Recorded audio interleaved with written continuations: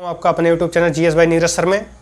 और जैसा कि एनटीपीसी और ग्रुप डी के पेपर्स होने वाले हैं अभी 15 दिसंबर से, तो उसको देखते हुए हम लोगों ने जो घोषणा की थी कि आपकी रेगुलर क्लास चलेगी साइंस की, और मतलब ऑल सब्जेक्ट की चलेंगी, लेकिन फ़िलहाल मैं अभी साइंस आपको पढ़ाऊँगा और साइंस में केमिस्ट्री से स्टार्ट कर रहा हूँ। तो यहाँ पर हम ज़्यादा ना पढ़कर बस उन्हीं चीज़ों पर हम फोकस करेंगे जिसमें ज़्यादा से ज़्यादा क्वेश्चन हम कवर कर सकें अपने आने वाले पेपरों में। तो स्टार्ट करते हैं हम एटॉमिक स्ट्रक्चर से। एटॉमिक स्ट्रक्चर यानी परमाणु संरचना। सबसे पहले हम लोगों ने देखे मतलब मानव जाति कि किसी भी पदार्थ को, यानी जैसे मार्कर ऐसे हम छोटे छोटे टुकड़ों में करते जाएं, बहुत छोटे छोटे, तो एक ऐसा टुकड़ा आएगा जिसको और भी छोटा हम नहीं कर सकते। तो उसी को सबसे पहले कणाद ऋषि ने क्या कहा? परमाणु। ठीक है, जो सबसे छोटा टुकड़ा था पदार्थ का या तत्व का, पदार्थ या तत्व का सबसे छोटा टुकड़ा,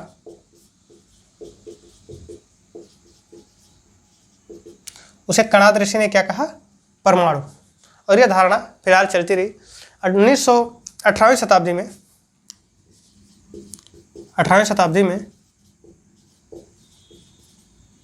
एक वैज्ञानिक है जिनका नाम था 18वीं शताब्दी में एक वैज्ञानिक है जिनका नाम था डाल्टन।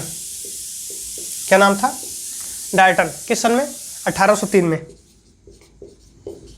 इन्होंने फिर इस चीज़ पर फोकस किया, और जो चीज़ इन्होंने परमाणु कहा था, इन्होंने परमाणु कहा और इसे थोड़ा विस्तृत करके बताया कि परमाणु क्या है? अविभाज्य। हालांकि यहाँ भी बताया गया था कि इसे और छोटे टुकड़ों में नहीं तोड़ा जा सकता है, तो इन्होंने भी यहाँ पर क्या बताया कि परमाणु अविभाज्य है, यानी इसे और टुकड़ों में तोड़ा नहीं जा सकता है। दूसरी चीज़ उन्होंने बताया कि ये परमाणु जो है वो रासायनिक अभिक्रियाओं में भाग लेता है। रासायनिक अभिक्रियाओं में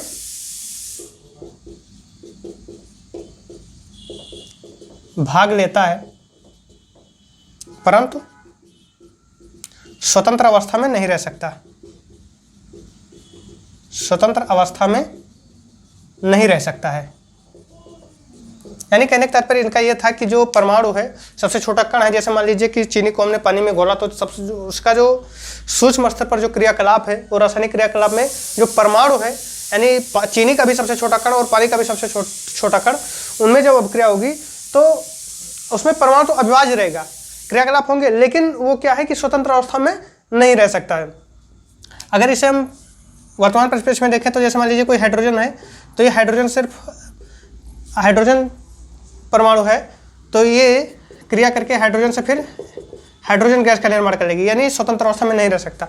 इस आधार पर हम दो सूक्ष्मतम कण एक तरीके से कह सकते हैं। मान लीजिए जैसे कोई गिनती 1 लिखी है और 2 लिखी है, तो अगर हम बात करें कि सबसे छोटी, ठीक है, यहाँ पर हमने सबसे छोटी लिख दी। अब बात करें संख्या, तो 1, और अगर सबसे छोटी संख्या और सम संख्या, तो यहाँ पर हम बात कर लेंगे 2। इसी प्रकार सबसे छोटा जो कण निकला था, तो एक आपका सबसे सूक्ष्मतम कण था, सबसे सूक्ष्मतम जो कण आया, तो एक आपका अणु आया, एक आपका परमाणु आया। अब इन दोनों में डिफरेंस क्या था? इन दोनों में डिफरेंस क्या था ये हम देख लेते हैं।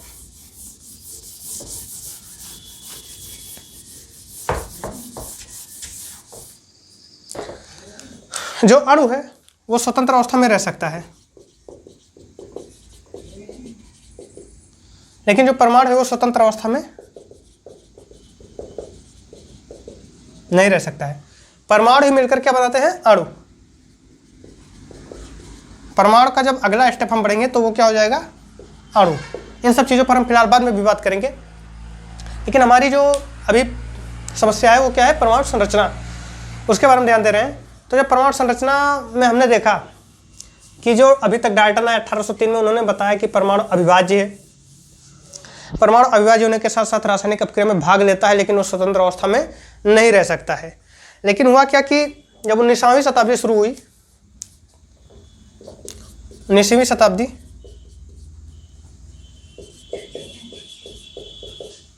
थॉमसन, एक वैज्ञानिक है जे थॉमसन, इन्होंने इलेक्ट्रॉन की खोज की। किस चीज की? इलेक्ट्रॉन की खोज की।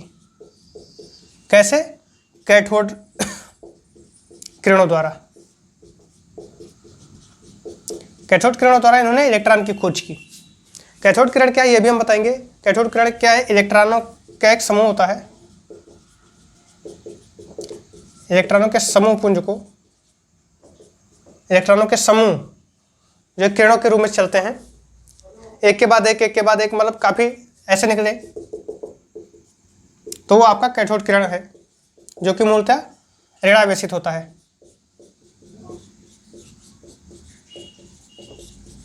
कैथोड किरण कैसा होता है? आपका ऋणावेशित होता है। तो फिलहाल हमने कैथोड से इलेक्ट्रॉनों को प्राप्त कर लिया। तब इन्होंने कल्पना की कि जो हम परमाणु अविभाज्य मान रहे थे, अभी तक हमारा परमाणु क्या था? अविभाज्य था, यानी इसे और छोटे टुकड़ों में तोड़ा नहीं जा सकता था। यह धारणा यहाँ पर गलत सिद्ध हुई और बताया कि जो परमाणु है वो अविभाज्य ना होकर उसका भी अपना एक संसार है, और उस संसार में दो तरीके के कण पाए जाते हैं। परमाणु जो है उनमें मूल कण हैं, और ये दो तरीके के होते हैं, अस्थायी कण और अस्थायी कण। ठीक, अभी तक परमाणु को हमने अविभाज्य माना था, लेकिन अब परमाणु अविभाज्य न होकर क्या है कि उसका भी अपना एक संसार है, और वो भी कई चीजों से, कई कणों से मिलकर बना होता है, जिनमें कौन कौन से हैं? जिन्हें मूल कण कहते हैं, जिन कणों से मिलकर बनता है। और वो मूल कण दो तरीके के होते हैं, एक अस्थायी होते हैं, एक अस्थायी होते हैं। अस्थायी, ठीक, एक अस्थायी कण होते हैं, एक अस्थायी कण होते हैं। तो अस्थायी कण में आपके तीन आते हैं मुख्यतः, इलेक्ट्रॉन, प्रोटॉन और एक न्यूट्रॉन। ठीक है, तीन कण आते हैं अस्थायी कण में, इलेक्ट्रॉन, प्रोटॉन और न्यूट्रॉन। इसे ई से डिनोट करते हैं, इसे पी से डिनोट करते हैं, इसे एन से डिनोट करते हैं। तो और अस्थायी कण में आपके क्या आते हैं? पॉजिट्रॉन। ये आपसे प्रश्न पूछा जा सकता है कि पॉजिट्रॉन अस्थायी कण है या अस्थायी कण है। पॉजिट्रॉन, न्यूट्रिनो, एंटी न्यूट्रिनो, इनकी संख्या बहुत है। एंटी न्यूट्रिनो, मेसान आदि। तो ये सब अस्थायी कण होते हैं, जो कुछ क्षण के लिए उत्पन्न होते हैं और फिर नष्ट हो जाते हैं। ये अस्थायी कण होते हैं। हम फिलहाल परमाणु संरचना में अस्थायी कणों पर अभी विशेष जोर देंगे।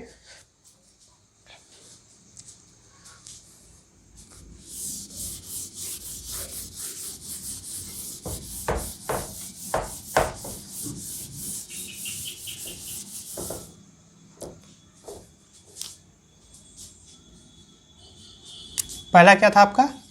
अस्थायी कण में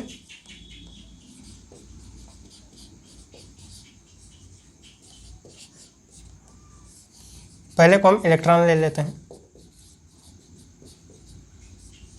इसे ई द्वारा प्रदर्शित करते हैं। इस पर एक ऋणावेश होता है। ठीक, तो यहां लिख सकते हैं, इस पर इकाई ऋणावेश होता है।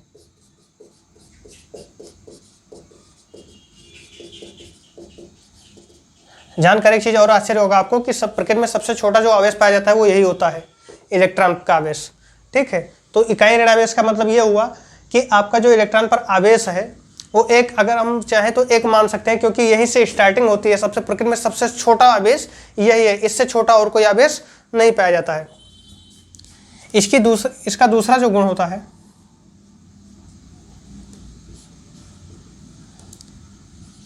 इसका भार जो होता है, इसका द्रव्यमान, हाइड्रोजन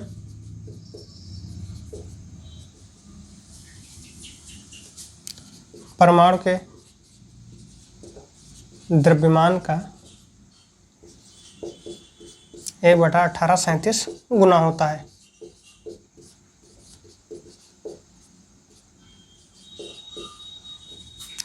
तीसरा इसका जो गुण होता है हमारे पास, इसे टॉमसन ने खोजा था।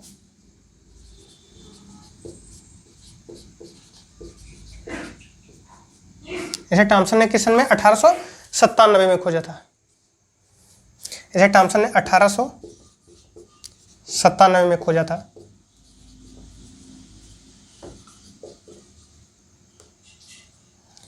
तो ये हो गया इलेक्ट्रॉन की बात। अब इलेक्ट्रॉन के में देख सकते हैं कि अगर कोई भी चीज़ छूट रही है इलेक्ट्रॉन में, तो इसका है कि भार, ग्राम में अगर हम भार निकालें तो इसका होता है 9.1095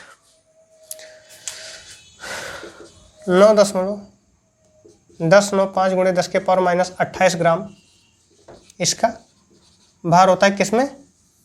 ग्राम में। और अगर मैं एमयू में देखना चाहूँ तो एमयू में इसका भार होता है 0.005486 एमयू। एमयू शब्द जो है आपका एटॉमिक मास यूनिट होता है, इसका पूरा नाम। एमयू जो होता है उसका पूरा नाम होता है एटॉमिक मास यूनिट। ये मैं आपको बताऊंगा जब हम परमाणु भार के बारे में अध्ययन करेंगे, वहाँ पर एमयू का काम होता है। जैसे ज़्यादातर हम भौतिक जगत में जो भार को नापने का काम करते हैं, द्रव्यमान को नापने का काम, ओके, द्रव्यमान का नाम वो होता है किलोग्राम, ग्राम। और जब छोटे स्तर पर जाते हैं तो वहाँ पर एमयू में मापते हैं। और एमयू, जैसे आपने यहाँ पर द्रव्यमान को मानने के लिए आपने कुछ स्टैंडर्ड बनाए थे। किसके स्टैंडर्ड बनाए थे आपने? प्लेटिनम और इरिडियम। प्लेटिनम और इरिडियम। प्लेटिनम और इरिडियम का जो आपने पैमाना बनाया था और उसका एक गोला बनाकर आपने उसे मानक मान लिया था कि ये आपका 1 किलोग्राम होगा, उसका जो भार होगा। उसी तरीके से एमयू भी है, ये छोटे स्तर पर परमाणुओं के द्रव्यमान को नापने का काम करता है। आगे आइए हम देखते हैं प्रोटॉन के बारे में।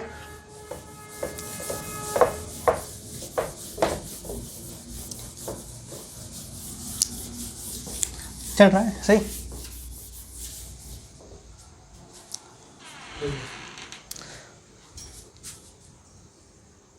आइए हम प्रोटॉन के बारे में देखते हैं। प्रोटॉन क्या है? पहले हम इनके मूल उदाहरणों से परिचित हो लें, उसके बाद हम परमाणु संरचना पर चल रहे हैं। हालांकि ये क्रम ठीक नहीं है, हमें क्रम से बताना चाहिए था कि पहले क्या क्या हुआ, बट हमें तैयारी के लिहाज से पढ़ना है यहाँ पर, ना कि उसमें उसके आंतरिक ज्ञान को पूरी तरीके से लेना है। क्रमबद्धता यहाँ हमें नहीं चाहिए। यहाँ पर कुल मिलाकर हमें अपने जो किसी भी प्रकार से अपने हमें क्वेश्चन पूरे करने हैं। फिलहाल प्रोटॉन क्या होता है? तो जैसे इलेक्ट्रॉन ऋणावेश था, वैसे ही प्रोटॉन क्या हो गया? धनावेशित होता है।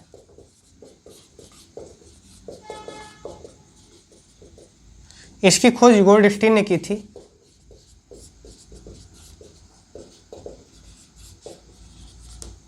नामकरण इसका रदरफोर्ड ने किया था।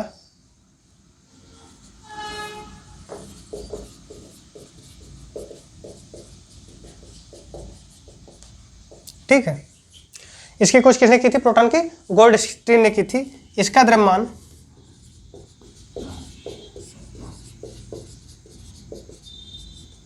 हाइड्रोजन परमाणु के द्रव्यमान के बराबर है। हाइड्रोजन परमाणु के द्रव्यमान के बराबर है। इस पर इकाई यूनिट धनावेश होता है। इस पर इकाई धनावेश होता है।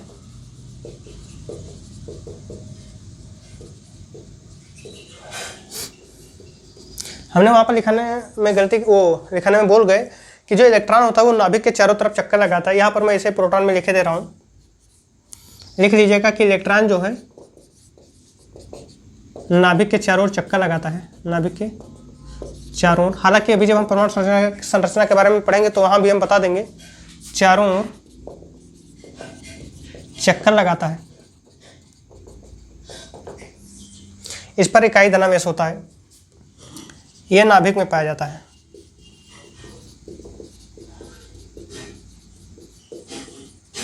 ये नाभिक में पाया जाता है।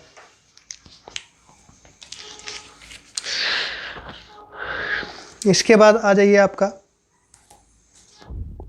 न्यूट्रॉन है।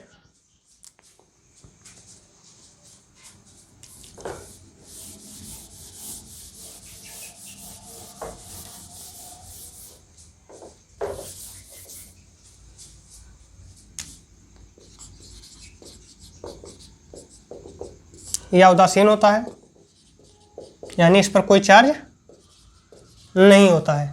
जैसे इलेक्ट्रॉन पर नेगेटिव चार्ज था और प्रोटॉन पर पॉजिटिव चार्ज था, लेकिन यहाँ पर न्यूट्रॉन पर कोई चार्ज नहीं पाया जाता। इसको कैसे प्राप्त किए थे कि बेरिलियम पर अल्फा कणों की बौछार की, तब उस समय न्यूट्रॉन की खोजी। किसने की खोज? चैडविक ने खोजा। इसका द्रव्यमान भी प्रोटॉन के द्रव्यमान के बराबर होता है।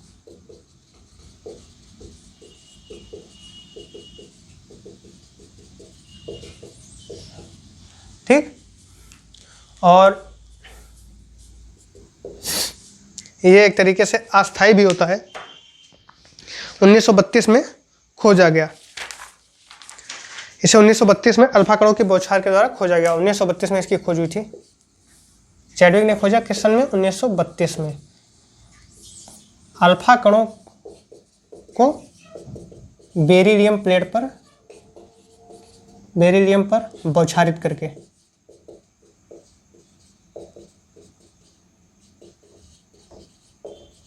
ठीक, तो ये हो गया न्यूट्रॉन। अब आइए हम कि हमारे मूल कण हो गए कौन कौन? Electron, proton, neutron. और इनके बारे में हम जान भी गए कि इलेक्ट्रॉन क्या होता है, प्रोटॉन क्या होता है और न्यूट्रॉन क्या होता है।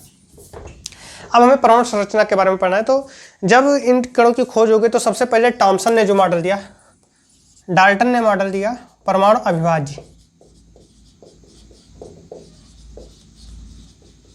पर यह तो खारिज हो गया, क्योंकि जब 19वीं शताब्दी शुरू हुई तो हमारे पास कण आ गए जिसमें यह पता चल गया कि वो भी और छोटे छोटे कणों से मिलकर बना है, यानी विभाजित है। फिर दूसरा क्या है? दूसरा कौन सा है? टॉमसन। इन्होंने प्लम उडिंग मॉडल दिया, प्लम उडिंग मॉडल। इसमें इन्होंने बताया कि इसमें इलेक्ट्रॉन ऐसे बिखरे पड़े हैं। चूंकि टॉमसन ने इलेक्ट्रॉन की खोज की तो उन्होंने बता दिया कि इलेक्ट्रॉन ऐसे बिखरे पड़े हैं, लेकिन चूंकि परमाणु क्या होता है कि उदासीन होता है। अगर परमाणु उदासीन न रहे तो परमाणु से मिलकर अणु से मिलकर तत्व से मिलकर पदार्थ जब बनते हैं तो ये पदार्थ अगर उदासीन ना हो, ठीक है, तो ये पदार्थ भी आवेशित होने चाहिए, क्योंकि भाई उन्हीं सबसे मिलकर बने हैं। लेकिन ये प्रकृति में क्या पाए जाते हैं? उदासीन। तो निश्चित है कि जितनी मात्रा में ऋणावेश रहेगा उतनी मात्रा में धनावेश रहा होगा। तो उन्होंने ये माना कि बाकी जो हैं वो धनावेश है। ठीक है, ये प्लम उडिंग मॉडल था। एक तरह से खरबूजे में बीज के समान जो लाल लाल भाग होता है वो सारे प्रोटॉन, वो मतलब धनावेश मान लिया गया, और ये बाकी ऋणावेश मान लिए गए। ये मॉडल तब तक चला जब तक कि रदरफोर्ड साहब नहीं आ गए। रदरफोर्ड साहब आए 1911 में। उन्होंने एक प्रयोग किया कि सोने की एक पतली पन्नी ली और उस पन्नी पर सोने की एक पतली पन्नी ली और उस पन्नी पर अल्फा कणों का बौछार कराए। अल्फा कणों का जब बौछार के सोने की जो पन्नी थी वो बहुत ही पतली थी, तकरीबन 0.00004 सेंटीमीटर शायद थी, एग्जैक्ट मुझे याद नहीं है। तो इतने थे। इन्होंने अल्फा कणों की बौछार कराई। ठीक है, चैडविक ने क्या किया? अल्फा कणों का बौछार कराया। और इसी को क्या कहते हैं, रदरफोर्ड का प्रकीर्णन प्रयोग।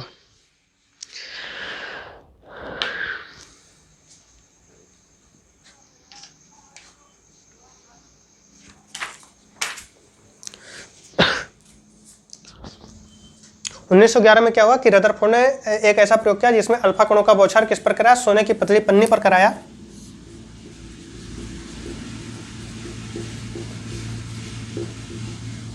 जिसकी मोटाई लगभग 0.0004 सेंटीमीटर थी, और ये जो लगा हुआ है आपका, ये प्रतिदीप्त उत्पन्न करता है, चमक उत्पन्न करता है, जिससे काउंट करने में आसानी होती।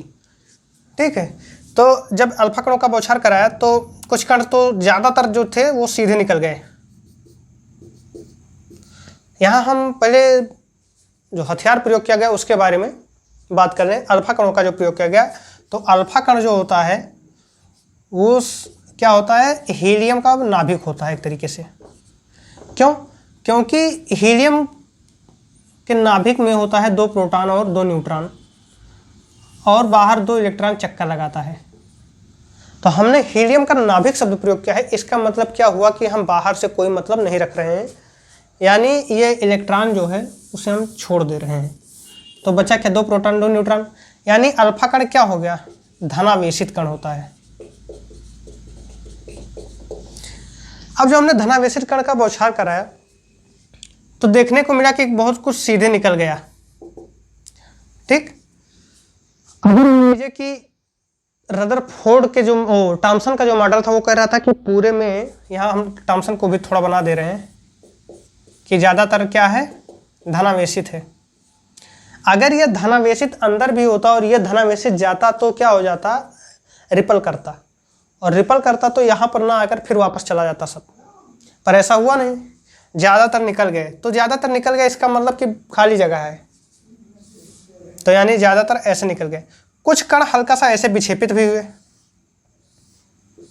ठीक, और बहुत ही कम मात्रा में, बहुत ही सूक्ष्म मात्रा में कुछ कण उसी पथ पर वापस लौट आए।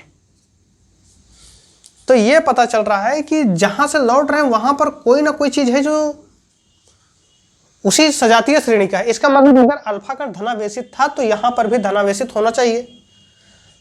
तो यहाँ पर और ज़्यादातर निकल जा रहे हैं, बस केवल एक छोटे से स्तर पर वापस आ रहे हैं। इसका मतलब यह हुआ कि बहुत ही सूक्ष्म भाग में, यानी बहुत सूक्ष्म केंद्रित भाग में धनावेश, केंद्रित भाग में क्या है, धनावेश है, जो एक छोटे से स्थान पर घिरा हुआ है। तो उसी को इन्होंने क्या नाम दिया, रदरफोर्ड ने, नाभिक। उसी को नाभिक नाम दे दिया। नाभिक में क्या बताया कि आपका धनावेश, संपूर्ण धनावेश जो है वो सिर्फ नाभिक में विद्यमान है, उसके परमाणु के अगल बगल नहीं। अधिकांश किरणें निकल जा रही हैं, तो इसका मतलब यह हुआ कि परमाणु क्या है, खोखला है। एक नाभिक का खोज किया, एक बताया परमाणु खोखला है। परमाणु का आकार इन्होंने गोलीय बताया है। ठीक, परमाणु का जो आकार बताया वो गोलीय बताया।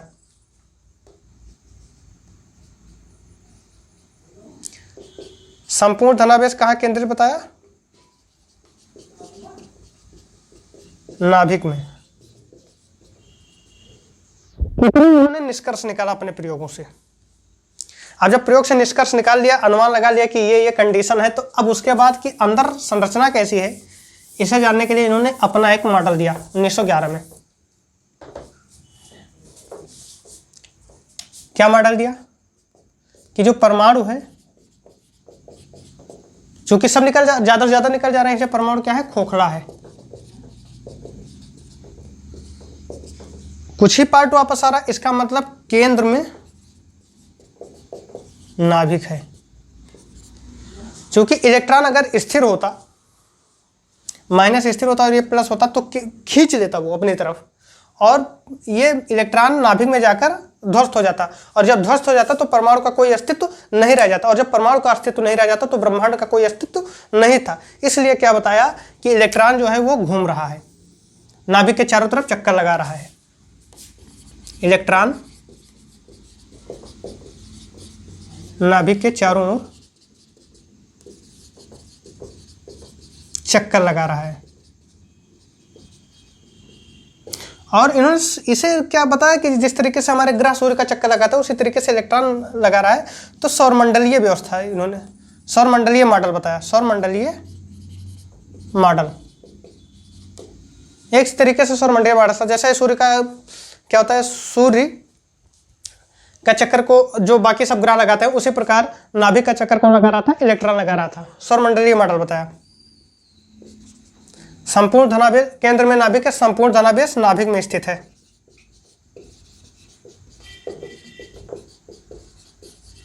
नाभिक में स्थित है। तो इन्होंने अपना एक परमाणु मॉडल दिया जिसके अंतर्गत ये सारी चीजें बताई। तो ये आपका रदरफोर्ड मॉडल था और इस वीडियो में बस इतना ही। आगे वीडियो में हम बताएंगे कि इसकी क्या कमियां थी और इसके आधार पर जो क्या ऐसी चीजें थी जिसकी व्याख्या ये मॉडल नहीं कर पाया, जिसके लिए हमें दूसरा मॉडल अपनाने पर मजबूर होना पड़ा।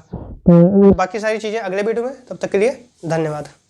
और यदि आपको ये वीडियो अच्छा लगा हो तो लाइक कीजिए और अपने मित्रों में शेयर कीजिए।